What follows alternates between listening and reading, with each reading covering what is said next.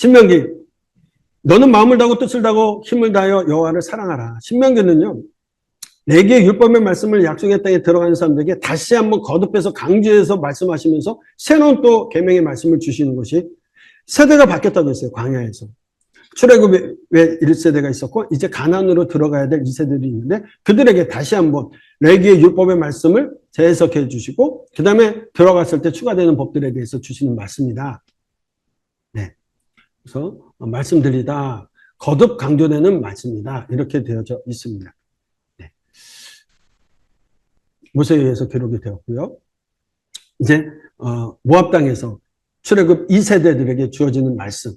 연대가 그래서 그 배경이기 때문에 1406년경에 이제 가나안으로 입성하기 직전 모압 평지에 있을 때에 주어진 말씀이다. 이렇게 볼 수가 있습니다.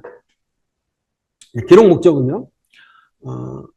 하나님께서 이스라엘 백성들을 어떻게 이끄셨는지 40년을 회고하면서 말씀을 주시고 또 가나안 땅에 들어가서 어떻게 율법을 지켜서 살아가야 되는지에 대한 재해석에 대한 부분을 말씀을 주고 계십니다. 그래서 율법과 규례를 지키고 하나님의 백성으로 살아가는 방법, 오직 마음으로 순종하며 행하는 것임을 강조하고 있는 거죠. 그래서 하나님에 대한 이 순종과 상벌을 강조하다 보니까 우리가 인과응보로 볼 수도 있지만 그런 이야기들을 집중해서 볼 수가 있습니다. 특별히 이제 출애굽, 민수기, 신명기, 율법의 차이가 좀 있습니다. 신명기에 언급되지 않았던 이렇게 것들이 뭐 아이를 출산한 산모에 대한 규례라든가 희년, 붉은 암송아지의 죄, 딸만 남았을 때 상속 문제들이 이제 민수기에 나와 있었고요. 신명기에서만 언급되는 것이요. 전쟁의 규례. 또 왕이 세워진다면 원래 하나님이 왕이시죠. 하나님께서 함께 하시고 늘 이스라엘을 지도하고 통치하시는 분 하나님이신데 이스라엘 백성들이 왕을 요구해서 왕이 세워질 경우에 분명히 왕의 규례는 이렇게 해라 라고 말씀하고 있고요. 이혼과 재혼에 대한 이야기, 예배 처소에 대한 이야기. 그리고 이제 신명기에서 추가 설명하는 부분들도 있습니다.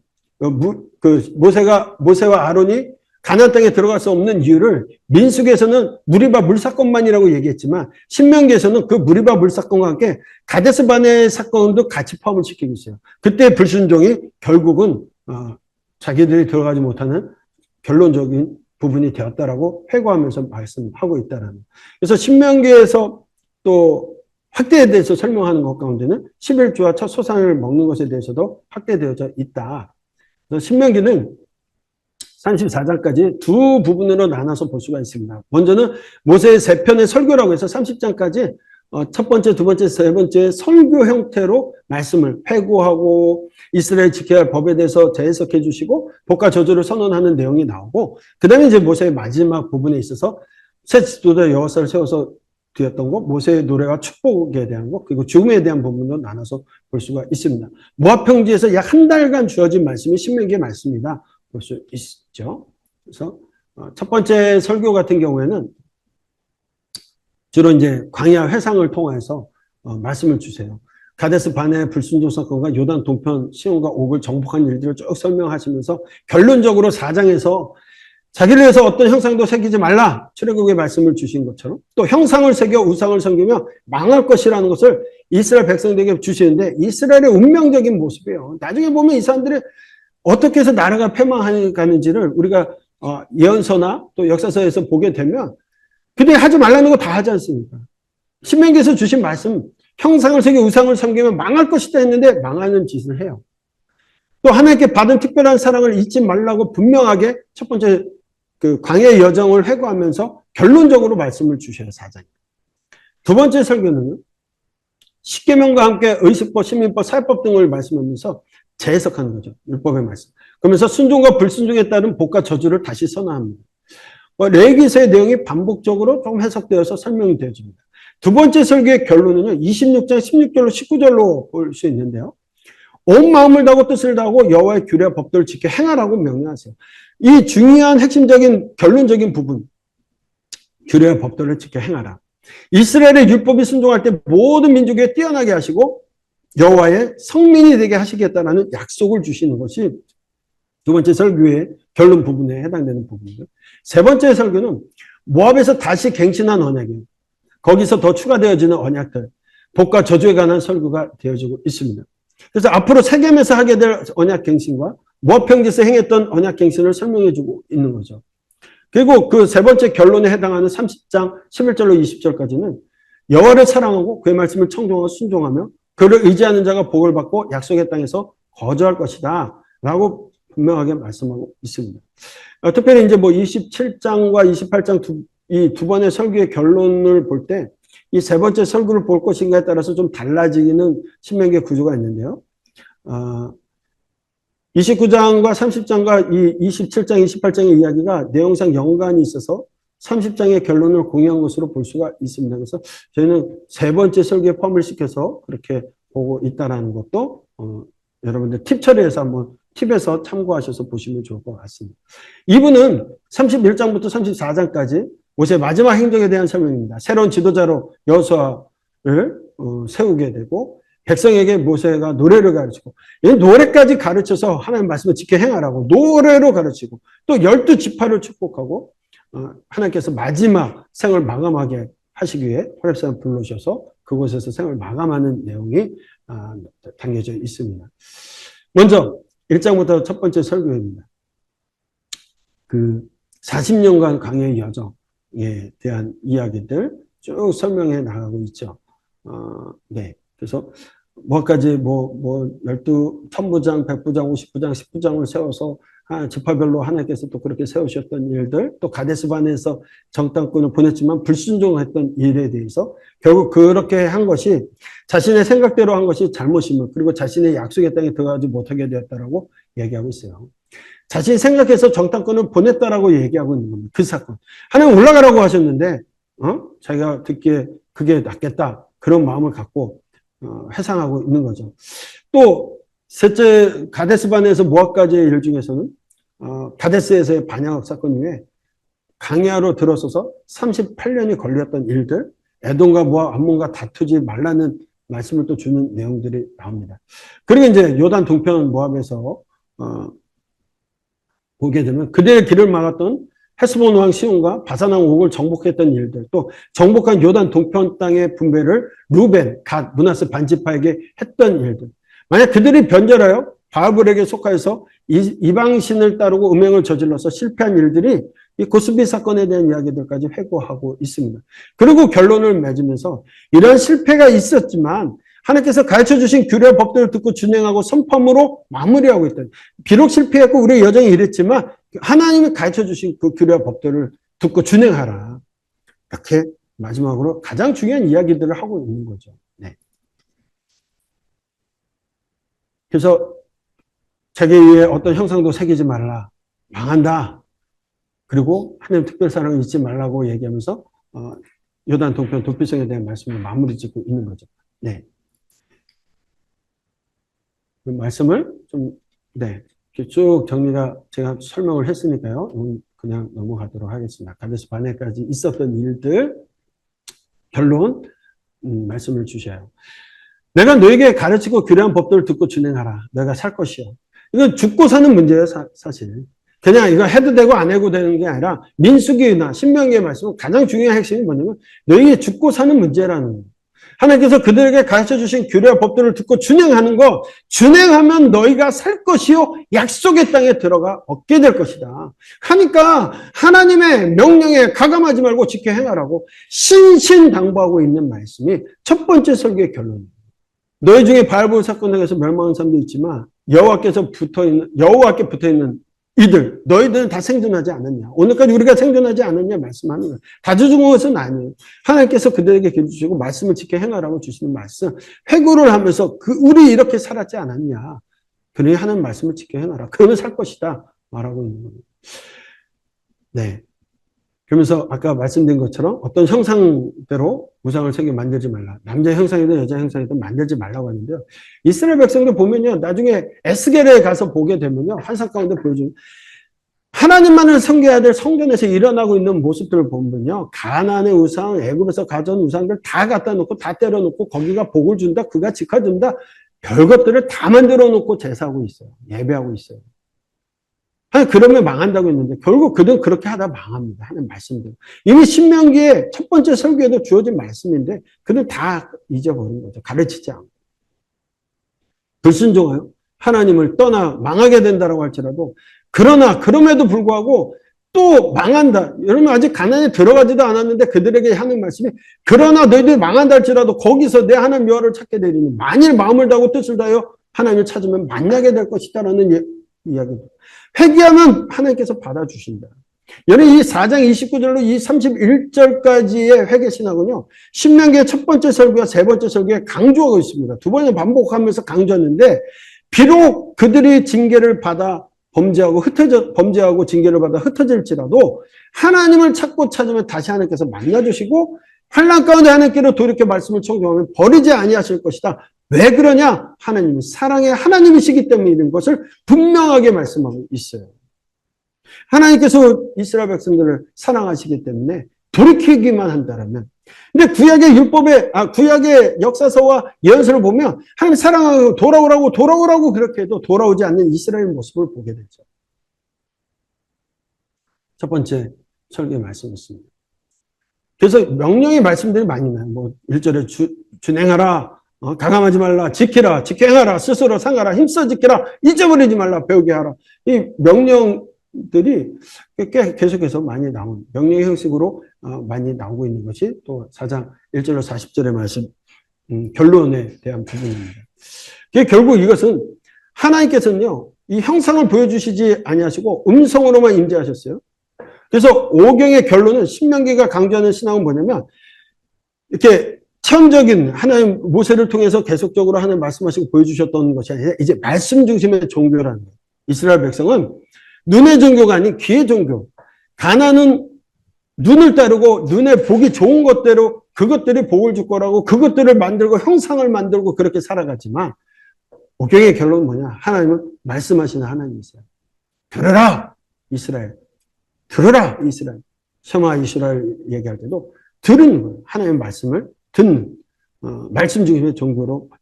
하나님께서 보이시는 분이 아니라 말씀하는, 물론 하나님 보이시죠. 그러나 이제 하나님 눈의 종교가 아닌 귀의 종교라는 것을 분명하게 신명기를 통해서 보여주고 있다. 귀로 듣고 순종하는 신앙, 듣고 믿는 신앙, 이것이 신명기에서의 이야기. 오경의 결론인 신명기가 강조하는 신앙이 그것임을 강조하고 있다. 네. 그래서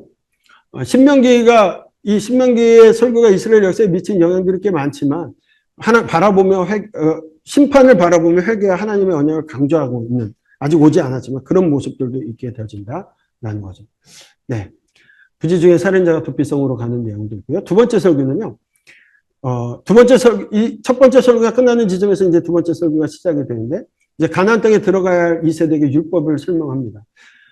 크게 두 가지로 십계명 설명에 대한 이야기와 그걸 준수해야 된다. 신명기의 율법에 대한 말씀들을 통해서 2세대들에게, 출애굽 2세대들에게 하나님의 말씀이 무엇인지를, 그들은 그럴 거 아니에요. 우리가 왜 여기에 와 있지? 여기서 우리는 무엇을 위해서 가지? 할 때, 레위기, 민수기, 신명기를 통해서 우리는 하나님과 언약을 맺어서 창세기의 모습을 통해서 그 하나님, 천지 만물 창조하신 하나님이 우리의 조상 아브라함, 이삭, 야곱, 요셉을 통해서 쭉 이어졌던 우리 히브리 민족의 조상들과 맺은 언약에 대한 말씀을 주시고, 우리를 구원하시기 위해서 애굽에서 예배 백성 삼고자 끌고 나오셨던 이야기, 그리고 이제 율법의 말씀, 언약을 체결한 민족이라는 것들을 레위기를 통해서 주어지고 훈련되어진 이야기, 다시금 신명기를 통하여서 하나님의 마음, 하나님의 사랑과 이웃 사랑에 대한 주제의 말씀을, 계명을 지키라는 말씀을 1쉐마, 제2쉐마를 통하여서 주시는 말씀입니다. 단순히 이것이 선포되어지고 끝나는 것이 아니라 어떻게 하면 지키게 할까 하는 절박함과 간절함으로 모세 선지자가 이스라엘 백성들에게 얘기합니다. 과거에 이제 40년간의 1세대들이 죽어가는 모습을 다 보았던 모세가 마지막 그들에게 이제 자기도 얼마 있지 않으면 죽을 것을 알면서 주어지는 말씀, 이것이 바로 세 편의 설교 가운데 절절하게 나오는 간절함과 절박함이 들어가 있는 거죠. 그래서 두 번째 설교 중에 십계명 설명을 하게 되는데요. 십계명 이 내용은 조금 네. 율법 중에 이제 선포했던 십계명의 말씀에 대한 얘기를 합니다. 하나님께 대해서 이 지킬 계명과 공동체 안에서 지켜야 할 계명을 선포한 이후에 하나님께서 그 돌판에 직접 주셨던 사건을 증언하게 되어지고, 하나님의 음성을 들었던 이스라엘 백성이 갈렙과 여호수아를 제하고는 없었기 때문에 십계명을 주실 때 그 이야기들을 해 나가고 있습니다. 특별히 이제 이 십계명의 신명기 4계명에 나타나는 신명기 율법의 특징이 출애굽기의 신명기 제4계명에서 나타난 것과 좀 차이가 있습니다. 안식일을 준수에 대한 이유인데요. 출애굽기에서의 십계명의 근거는 창조 사건을 안식일의 근거로 말씀하고 있습니다. 그래서 출애굽기 시내산 언약 공동체는 창조를 기억하고 그것을 통해 순종하도록 부름을 받았다라는 것을 강조하고 있는 거죠. 근데 이제 신명기에서의 십계명의 근거는 출애굽 사건에 관련을 하고 있습니다. 그래서 신명기 강의 공동체가 애굽 땅에서 종이 되었을 때 그 속에 당하고 종으로 살았던 노동으로부터의 안식을 제공하기 위해서 안식일 계명이 주어진 것으로 설명을 하고 있어요. 그래서 종이었을 때 안식이 필요했던 것처럼 너희와 너희를 위하여 일하는 모든 사람들과 동물도 안식하게 하라는 말씀으로 조금 출애굽기와 신명기의 네 번째 계명의 말씀이 좀 다르게 되어져 있다는 거, 네, 참고를 하시면 좋을 것 같고요. 그들에게 말씀하셨던 것처럼 듣고 행하라 약속했다. 그리고 그는 항상 이 같은 마음을 품어 나를 경외하면 내 모든 모든 지켜서 그들과 그 자손이 영원히 복받기를 원한다. 하나님 율법을 주시는 마음이요. 어디에 있냐? 이스라엘이 영원히 복받기를 원하신다는 거예요. 하나님이 율법을 주신 건 억압하고 그들을 옥죄이는 것이 아니라 그들에게 복을 영원히 복받기 위해서 좌로나 우로나 치우치지 않고 하나님 말씀의 도를 가르치라고 하고 그대로 살라고 말씀하시는 복이 있다라고 말씀하세요. 너희 날이 길리라고 말씀하시는데 이스라엘 백성들이 그것을 따라가지 못해요. 그렇죠? 그래서 주신 말씀 이를 시험합니다. 들으라. 들으라는 이스라엘, 셔마 이스라엘이라는 뜻은요. 경청하다, 순종하다 이 단어가 하나의 그 복합적인 단어. 우리는 듣고 이해하고 순종하고 행하는 거 다 다른 단어로 쓰지만 히브리 민족에게 쓰였던 히브리어로 쉐마 하면 듣는 것, 들으면 행하는 거예요. 순종하는 거예요. 따르는 거예요. 믿는 거예요. 그게 다 복합적으로 포함된 단어로 볼 수가 있습니다. 그래서 예. 모세가 전에 이 율법이요. 5장 31절에 그 말씀을 설명하고 나서 이제 말씀을 주시는데요. 내 하나님 여호와를 경외하며 내가 너에게 명한 모든 규례와 명령을 지키게 하기 위한 것이며 내 나를 장구하기 위해서 앞에 말씀을 주셨다라는 거죠. 하나님을 경외하며 규례와 명령을 지키기 위한 것. 그러면 그들이 오래 살 것이다. 복받고 하나님과 동행하며 말씀이 없으면 그 백성이 죽기 때문에 하나님과 동행하는 법을 몰라서 죽기 때문에 망하기 때문에 열심히 가르칠 것을 강조하는 거죠. 그래서 그렇게 강조합니다. 이스라엘아 들으라. 복을 받고 젖과 꿀이 흐르는 땅에서 크게 번성할 것이라 약속하시면서 행하라고 듣고 삼가 것을 행하라고 말씀하시죠. 셔마 들으라 이스라엘. 들어야 할 말씀이요. 너는 마음을 다하고 뜻을 다하고 힘을 다하여 곧 마음을 다하고 뜻을 다하고 힘을 다하여 이게 뭐예요? 전인격적으로 하나님을 사랑하라는 내 하나님을 사랑. 전인격적인 우리 모든 것을 가지고 마음을 다하고 뜻을 다하고 힘을 다한다는 건 우리 전인격적인 것으로 하나님을 사랑하라. 그냥 말로만 하나님을 사랑하는 것이 아니라 지식적으로만 하나님을 사랑하는 것이 아니라 우리 모든 것을 향하여서 하나님을 사랑하라. 오늘 명하는 이 말씀을 마음에 새기라고 했어요. 마음에 새긴다는 것은요, 지식만이 아니라 행함으로 사랑해야 됨을 강조하는 말씀입니다. 마음에 새기고. 또, 네, 그 말씀을 지켜라. 오직 하나님 여호와를 사랑하라. 마음을 다하고 성품을 다하고 지정의를 통하여서 그들을 사랑해야 돼요. 마음에 새기고 지식만이 아니라 행함으로 하라고 했어요. 자녀에게 가르치라고 했습니다. 여러분, 그 자녀의 교육은 가정에서부터 시작이 되어야 되고, 교회에 떠맡기는 것이 아니라 가정으로부터 시작이 되어야 돼요. 믿음의 교육이. 가족으로부터. 앉았을 때나, 길에 행할 때나, 누웠을 때나, 일어날 때. 표현을 이렇게 썼죠. 적극적으로 기회를 만드는 거예요. 앉았을 때는 기회 있을 때는 누웠을 때는 뭐 하냐. 오늘날 우리들은 어떻게 합니까? 앉았을 때나 누웠을 때나 길에 가거나 뭐 할 때마다 핸드폰 보면서 유튜브 보지 말고 적극적으로 기회를 만들어서 하나님 사랑을 가르치고 하나님에 대해서 알리고 하나님의 마음을 전하라는 거죠. 손목에 메고 미간에 붙이고 문설주와 바깥문에 기로하라. 여러분 자녀에게 부지런히 가르치라고 말씀하세요. 강론할 것이라는 게 뭐냐면 이 강론, 말씀에 대해서 얘기하는 거예요. 구전해야 되는 거예요. 모든 말씀은 구정을 시작하는 이야기. 말로 가르치는 거죠. 또 바깥문에 기록하라. 여러분 내 손목에 기호를 삼으며 내 비관에 붙이고 표를 삼고 내 집 문설주와 바깥문에 기록하라고 말씀하세요. 이 계명을 잊지 말고 기억하라고 말씀하시는데 이스라엘 백성들 아직도 그렇게 해요. 유대인들은 그렇죠? 손목에 메고 미간에 붙이고 문설주와 바깥문에 기록하라니까 이마에는 말씀을 적은 샬로시라고 해가지고 이마에다 붙이고요. 팔에는 샬 야드라고 해가지고 이렇게 팔을 딱 접으면 심장에 딱 오게끔 왼손에다가 말씀 경문을 이렇게 적어 놓고요. 또 집에서 들락날락 할 때 예루살렘을 향해서 메주자를 방향을 틀어놓고 입맞춤하면서 들고 나오면서 그들은 말씀에 대한 우리는 선민이라는 것들을 지금까지도 그렇게 해오고 있어요. 근데 그것만 알면 안 되는 거죠. 그렇게 전심으로 가르쳐 지키게 해라. 또 제2쉐마도 신명기의 말씀이 있고요. 제3쉐마는 우리가 옷단 귀 얘기했잖아요. 쉐마장의 주제는 결국 여호와의 사랑입니다. 여호와를 사랑하는 만큼 그 말씀을 가지고 살아가라는 거예요. 마음과 뜻을 다해서 온 마음을 다해서 너희가 그렇게 살아갈 때 하나님께서 풍성하게 해주시고 기름진 것으로 배부르게 해주시겠다는 약속도 주셔요. 그렇죠? 그러면서 말씀을 지키고 간곡하게 호소한 후에 우상 숭배에 대해 금지 명령을 내리는 말씀을 줍니다. 우상. 이스라엘 땅에 들어가면 또 어떤 민족이 7족속뿐만이 아니라 애굽에서부터 가져온 모든 것들이 다 그들에게는 우상입니다. 하나님보다 더 사랑해. 실제 존재하지 않음에도 불구하고 인간이 만들어내서 그렇게 그것이 복주고 그것이 전쟁을 이기게 하고 그것이 힘이라고 생각하는 그들에게 그 일 하지 말라는 거예요. 그들을 진멸하고 그들과 어떤 언약도 맺지 말고 그들을 불쌍히 여기지 말라고 했는데도 이스라엘 백성들이 완전히 정복하지 못해요. 나중에 여러분들 여호수아 그다음에 그 이후에 들어가서 사사기를 보면 그들이 일부러 정복하지 않고 오히려 그들의 노동력을 착취하는 모습을 보면서 하나님의 말씀대로 하지 않았던 것을 보게 됩니다.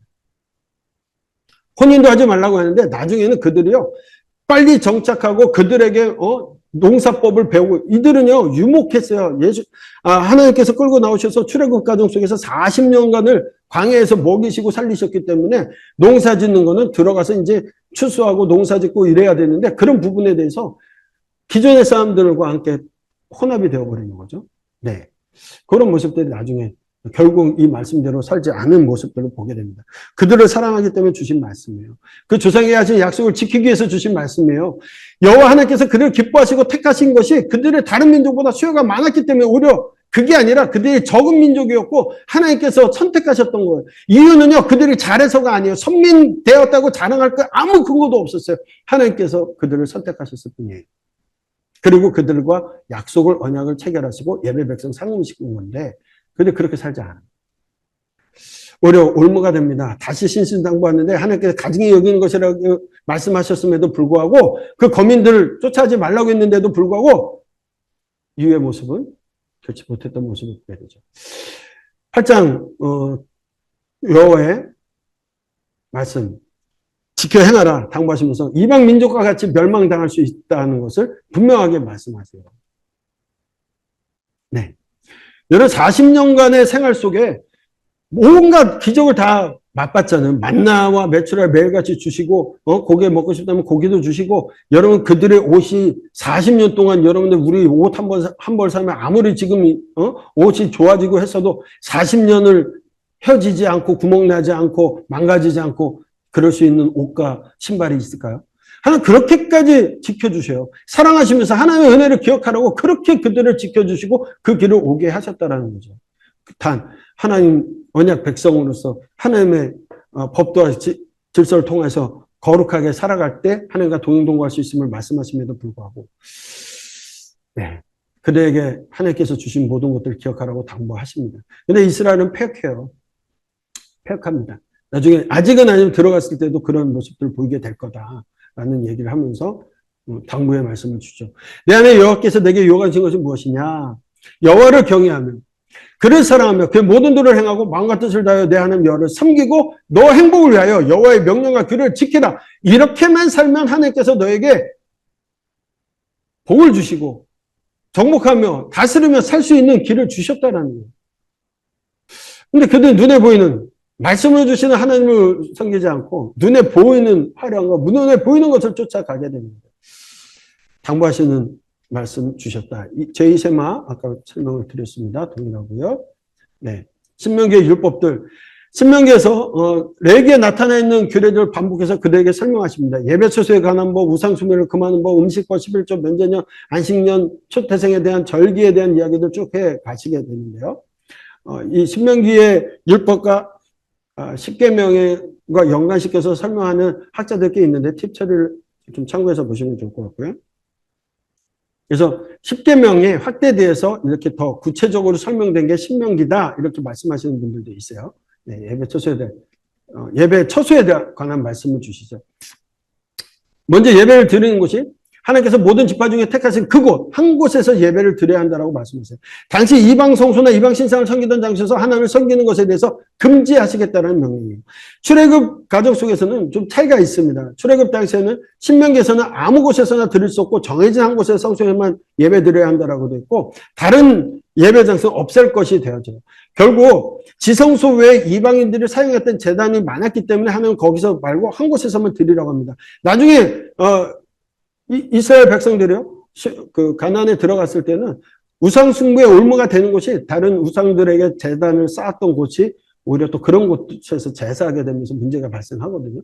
우상 숭배 언금에 대한 말씀을 주십니다. 올무가 되니까 절대로 악을 제거하라. 그들의 너희를 깨어내려고 말하기 때문에 너희들 악을 제거하라 말씀하시고요. 네. 또 죽은 자를 위하여 몸을 베지 말면 눈썹이나 문신 이런 거 하지 말라 분명하게 말씀하고 있는 모습도 보여줍니다. 정결한 음식과 부정 음식에 대하여 부정하고 11조. 이 11조는요, 매 토지 소산의 11조와 3년마다 드리는 11조로 나눠서 설명을 하고 있습니다. 그러니까 11조가 하나만 있는 것이 아니고요. 먼저 11조의 용처가 제11조는 제사장의 생활 비용으로 드렸던 민수기에 나오는 11조, 우리가 다 알고 있는 11조입니다. 그 다음에 제11조는요, 신명기 14장에 나오는 축제의 11조입니다. 이것을 통하여서 예배에 참여한 사람들과 함께 나누는 제사 공동체, 예배 공동체를 위한 11조, 예배의 경배로 사용되는 11조가 축제의 11조라고 14장에 또 있고요. 세 번째 11조는 구제의 11조입니다. 매 3년마다 한 번씩 11조를 모아서 저축했다가 가난한 사람들을 위해서 사용하는 구제를 위한 11조. 결국 구약성경에 나오는 가난한 이들은 레인과 고아와 가부와 나그네들에게 나눠주도록 하는 이 11조, 이렇게 세 가지의 11조를 신명기에서는 더 확대되어서 설명하고 있다는 것, 이것도 참고해 보시면 좋을 것 같습니다. 며칠 년 끝에는 모든 채무를 면제하라고 말씀하시는데요. 이게 안식년, 면제년, 제7년에 주어지는 말씀이에요. 다음에 며칠 년에 모든 채무를 면제해 주라. 6년간 갚아도 다 못 갚을 경우에 이방인 등에는 독촉해도 되지만 형제에게는 빚을 독촉하지 말고 탕감해 주라는 법을 말씀하고 있어요. 네. 또 노예 해방에 대한 법들도 있고요. 또 구제 면제법, 구제법, 노예 해방 관련 법들이 이 구제를 의무하는 가난한 자에 대한 구제법에 대한 강력하게 요구하는 내용들이다. 이렇게 말씀하시고 형제들이 가난해져서 어려움을 당치 않게 능력이 있고 없고의 조건에 따라서 행하는 선택의 문제가 아니라 명령문이기 때문에 무조건 순종해라 이렇게 요구하고 있어요. 순종을 요구하고 있고요. 거룩한 절기 1년에 3번 여호와께 올 때 빈손 들고 오지 말라고 말씀하세요. 우리가 잘 아는 것처럼 6월절, 7.7절 초막절에 3대 절기를 지켜 행하라. 그곳에 하나님 앞에 택하신 성소에 이 절기를 지키라고 말씀하고 있습니다. 그 외에 그 3번의 성막으로 가던 때 아닌 나머지 제사는 각 도시에 정한 제단에서 제사장과 레인들이 파견되고 큰 마을에는 전부 이 제단이 세워져서 그렇게 파송이 돼요. 레인들이 이제 흩어져서 살면서 그런 일들도 하게 되는 거죠. 네. 네. 그래서 6월절과 7.7절과 수막절에 대한 이야기, 그리고 다양한 직분들에 관한 율법의 말씀을 드립니다. 왕의 제도는 이미 이방 타국인을 세우지 말고 황제 중에 하나님께서 택하신 자를 왕으로 세워라. 이것은 이후에 이들이 분명히 왕을 요구할 일들이 있게 됐는데 신명기 때 이 말씀을 미리 주십니다. 그러면서 이런 사람들은 세우지 말라. 그래서 왕이 지켜야 될 것이 있습니다. 말을 많이 두지 말아야 한다. 그리고 아내를 많이 둬서 마음에 미혹되지 말아야 된다. 은금을 자기를 위해서 쌓아두지 말아야 된다. 라고 말씀을 하셔요. 왕이 세워지면. 그런데도 안타깝게도 이 모든 것을 어긴 사람이 솔로몬 왕이에요. 그렇죠? 넷째로 왕은 율법서의 등사본을 평생 옆에 두고 읽어서 여호와를 경외하기 배우라고 말씀합니다. 율법의 모든 말씀 규례를 지켜 행해야 된다는 말씀을 하는 거예요. 그렇죠? 율법. 그래서 여기서 나온 것이 이제 율법의 등사본에 대한 오역으로 두 번째 율법. 그래서 70인역에서 두 번째 율법으로 오역을 하면서 신명기라는 명칭이 유래됐던 것이기도 합니다. 네. 이 신명기는 그것만 있는 것이 아니라는 것.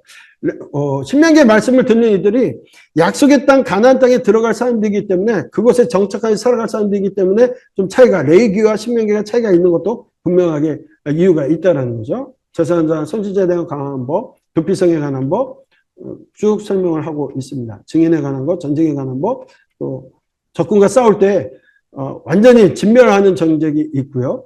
조공을 바치면서 평화 체제를 이렇게 체제를 유지하는 것도 있는데 하나님께서 가나안 사람들 모두 죽여야 한다고 했어요. 평화 체제가 아닌 가나안 땅에서 해당되지 않습니다. 네. 가족법과 동족법을 통해서 말씀을 하고 있고요.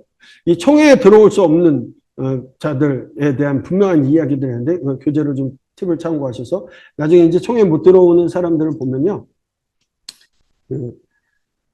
고환이 상한 자나 음경이 이렇게 잘린 자들은 들어올 수 없어요. 그렇기 때문에 이제 갈라디아에서 바울 선생님이 너희도 그렇게 할례가 중요하면 스스로 거세해버리라. 그러면 여호와의 총에 들어올 수 없는 자가 되는 거거든요. 그런 일들 그런 강조해서 말씀하셨던 내용도 우리가 볼 수가 있죠. 네. 사회복지법 가난한 자를 위한 4가지 복지 제도들이 있었다. 두 번째 설교의 결론입니다. 여호와의 규례와 법들을 행하고 너는 마음을 다하고 뜻을 다하여 지켜 행하라. 그 소리를 말씀하고 있습니다. 네, 세 번째 설교, 세겜에서 맺은 언약과 복에 대한 이야기인데요. 28장에 대한 이야기도 확대되어서 27장, 28장에 들어가서 세겜에서 하나님과 맺을 언약, 또 복과 저주에 대한 이야기를 선언하게 되고 그 이야기, 그리심산과 에발산에 올라가서 이렇게 복과 저주를 6개 지파, 6개 지파 올라가서 해라. 퍼포먼스를 통해서 하나님 뜻을 실현해 가라. 얘기했을 때 여호수아가 이제 끌고 들어갔을 때도 이런 모습들 정중앙에서 이 모습을 하게 되죠. 네. 세겜에 맺은 언약, 신명기의 저주 10계명의 12가지의 죄악에 대한 이야기를 하는데 은밀히 저지른 죄에 대해서 경고하는 말씀이다.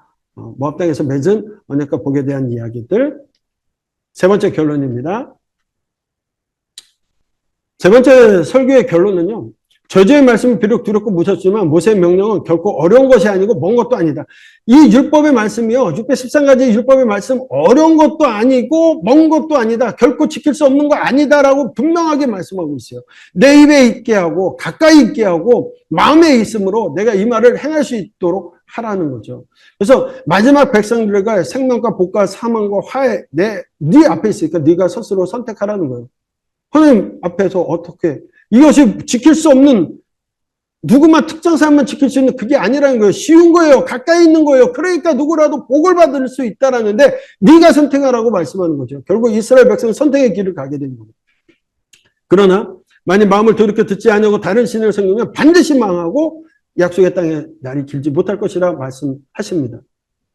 그러므로 내 자신을 살기 위해 생명을 택하고 하나님 뜻대로 살아가라 말씀하고 있습니다. 네.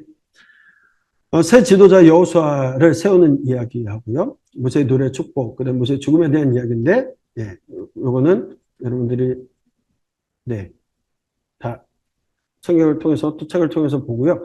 중요한 건 율법 낭독 명령을 며칠 년 면제년 초막절에 율법을 낭독하라고 말씀하십니다. 그래서 초막절 8일은 시마트 토라라고 해서 그 말씀을 지켜 행할 것을 순종할 것을 거듭해서 강조하는 내용들이 되는데요. 이 말씀을 읽어 나가라. 이 말씀 분명히 하나님 말씀을 주셨어요. 이 율법을 낭독하여 온 이스라엘에게 듣게 하라. 분명히 말씀하셨는데 이것이 제대로 지켜지지 못했던 것들이 이스라엘 백성 가운데 나타나게 됩니다. 그리고 여호와께서 모세에게 하신 마지막 말씀인데요. 너는 죽을 기한이 가까웠다라고 말씀하세요. 여호수아에게 내릴 명령이 있으니까 해막으로 나오게 하라고 하고 결국 여호수아를 제2의 지도자로 세워 나가시게 되죠. 그리고 여호수아에게도 동일한 말씀을 주시게 되는데요. 네, 율법책을 쓰게 되고 다 마치고 이제 죽을 일이 되어져. 모세는 이제 하나님 말씀하신 대로 죽음을 앞두고 있습니다. 모세의 노래를 통해서도 가르치시고 축복하고 그런 내용인데요. 자, 여기 보게 되면 네. 느보산 꼭대기에 올라가서 이스라엘 모자나 이제 차지할 가나안 땅을 하나님 허락하세요. 모세는 이제 들어갈 수 없어요. 들어가지 못한 이유에서 이미 설명했고 말씀을 주셨는데 그럼에도 하나님께서 그곳에 들어갈 수 없는 모세에게 마지막으로 그곳을 바라볼 수 있는 기회를 주십니다. 그래서 제가 마지막 모세의 죽음에 대한 얘기를 할게요. 광야 생활의 교훈의 순종은 모세는 마지막까지 보여주는 생을 마감해요. 하나님께서 느보산에 올라가 여리고 맞은편 비스가산 꼭대기에 이르렀을 때 약속하신 땅을 보여주면서 그리로 너는 들어가지 못한다면서 보여주실 때 모세는 120세를 향수하고 죽게 됩니다. 그의 눈이 흐리지 않고 기력이 쇠하지 않았다. 모세가 죽은 후에 백성들이 30을 애곡하고 여호수아를 모세의 후계자가 되게 되는 내용들이 나오는데 하나님께서 그곳을 보여주시면서 여러분 이제 끝이다. 너는 글로 들어갈 수 없다라고 말씀하세요. 40여 년간을 하나님의 뜻 가운데 고생하면서 모세가 여기를 끌고 왔던 거예요. 그렇죠? 그런데 그 땅을 보여주시면서 너는 들어갈 수 없다라고 말씀하세요. 근데 모세는 거기에 토달지 않고 순종합니다. 끝까지 순종하는 모습을 보여. 위대한 영도자, 위대한 하나님의 선지자의 모습을 보여주고 있다는 거죠. 그리고 모세는 벳볼 맞은편 모압 땅에 장사됐지만 오늘날까지 그곳이 어디였는지 알 수 없다고 되었고 백성들이 30일간 애곡했다. 그리고 이후에 모세의 이후 후계자로 여호수아가 세워지고 여호수아의 말에 백성들이 또 이렇게 순종하게 되는 이야기를 합니다. 모세는요 이렇게 모세에 대해서 증언을 합니다. 그의 이스라엘 모세와 같은 선지자가 일어나지 못했다. 모든 큰 권능과 위엄을 행하게 했던 하나님의 큰 종이었다라고 분명하게 말씀하고 있는데요. 모세가 120세로 죽을 때 건강 때문에 이유가 아니라는 거 분명히 말씀을 드렸습니다. 모세는 요단강을 건너 가나안 땅에 갈 수 있는 힘이 있음에도 불구하고 하나님께서 너는 여기까지야 라고 하는 말씀에 온전히 순종했던 겁니다. 그리고 광야 생활의 교훈의 모습을 마지막까지 순종한 모습으로 생을 마감하게 돼요. 저희 성지순례 가면은 이렇게 꼭 이 느보산에 올라가서 여리고 방향을 바라보면서 모세가 바라봤던 것처럼 이렇게 바라보게 하는데요. 그 성경에 조금씩 모세의 죽음에 대한 이야기를 할 때 아바림 산맥, 아바림산, 느보산, 비스가 이렇게 얘기되는데 이게 동일한 곳입니다. 아바림 산맥 가운데 느보산이 있고 그 느보산의 한 봉우리가 비스가 봉우리거든요. 그곳에서 이제 마지막으로 입성하지 못하면서 바라보면서 우선 어떤 생각을 했을까? 이 신명기의 말씀을 보면서 참 많이 울었던 기억이 있어요. 조금만 고생하고 교회를 하면서도 힘든 사람이 있을 때 눈물 흘리면서 하나님 내 모습이 왜 이 모양이죠? 나는 좀 더 잘 될 줄로 알았는데 하나님 저에게는 좀 더 좋은 모습의 교회들, 좀 중앙되는 교회, 으뜸되는 교회 주셔야 되는 거 아닌가 이런 생각들을 하면서 살아왔었는데 신명기의 모습을 보면서 40년간 위대한 영도력을 행했던 모세는 끝까지 하나님 내가 그 땅 한 번만 밟고 죽게 해주세요. 이런 말 안 해요. 여러분들이 어떤 꿈을 꿨고 그 꿈을 다 이루었고 이제 내일 그 꿈에 대한 어떤 결론이 나오는 날인데 하나님 그 전날 찾아서 그래 너 여기까지 하라고 한다면 여러분 내 아멘 순종할 사람이 얼마나 될까요? 전 그런 자신이 없더라고요. 울고 불면서 하나님 내일까지만이라도 좀 살려주세요. 그러지 않았을까. 신명기는요. 율법을 거듭 강조하는 말씀입니다. 레기의 말씀, 신명기의 말씀, 하나님 사랑, 이웃 사랑에 대한 큰 그 이야기를 통해서 여호와를 사랑하라. 너희 마음을 다하고 뜻을 다하고 힘을 다하여 내 하나님 여호와를 사랑하라. 말씀을 주셨고 그 모습을 모세 선지자를 통해서 보여주셨고 이제 우리에게 기대하시는 하나님의 말씀이라는 것.